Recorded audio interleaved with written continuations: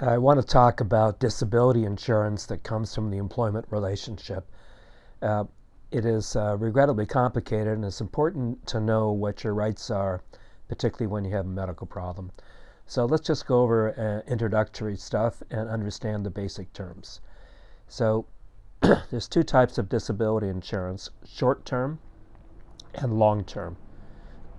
Generally speaking, most employers, when they provide insurance coverage, are providing long-term disability insurance coverage. Some provide short-term, some don't.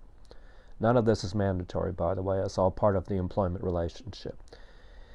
Some companies have accumulated sick days they allow. Some don't. We'll discuss Ontario's Employment Standards Act. It has minimal protections for sick days. So the general concept is that to be eligible for long-term disability, you have to be disabled for the entirety of what's called the elimination period and then into the disability period itself. The elimination period is the time period between the onset of the illness and the commencement of coverage for disability insurance. That's long term. So the other term that'll come up is active employment. So to be eligible for disability insurance payments, when the disability arose, you have to be in active employment.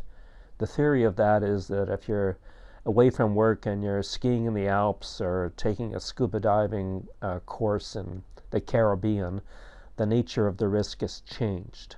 So the insurance company argues, we're insuring someone who goes to work 9 to 5. We know basically what those risks are, and that's how we set the premiums.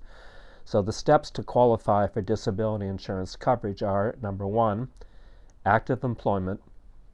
Number two, you have remained disabled throughout the elimination period, usually 6 months. It need not be, it varies by policy, but typically 6 months.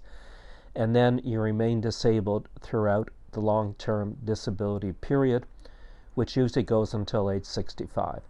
So those are the basic issues. It becomes more complicated as I'm going to describe in subsequent videos, but that's generally the introduction. And another important thing about disability insurance is that if you're terminated and you do have a medical history, you're not likely going to be able to buy disability coverage privately. And if you go to new employment, you go there with a pre-existing disability, which presents other issues that I'll describe later. So those are the basic concerns, and they become a little more detailed as we go on. Generally speaking, the disability insurance benefit is 60 to 66% of your previous income. It's not defined by statute, it's defined by the policy. So take a look at your policy sometimes and figure out what you're entitled to, because again, this varies dramatically policy by policy, as does the extent of the elimination period. So more interesting, fascinating issues will come your way shortly.